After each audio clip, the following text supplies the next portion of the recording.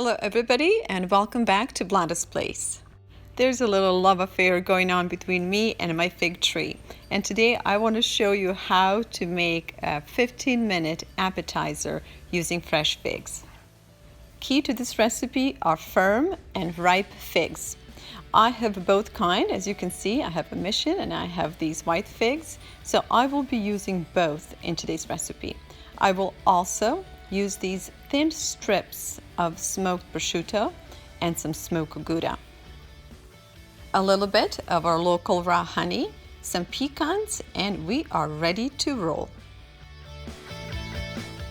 Rest is very simple, so place a fig on the prosciutto, add the cheese and the pecan, and wrap it all nice and tight. After placing them on a baking sheet, I like to sprinkle them with just a little bit of lime zest.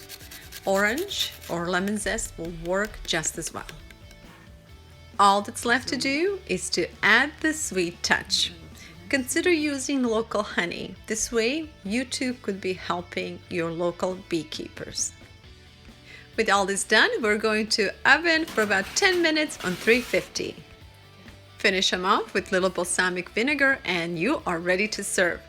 Thank you all for watching, and until the next recipe, take good care.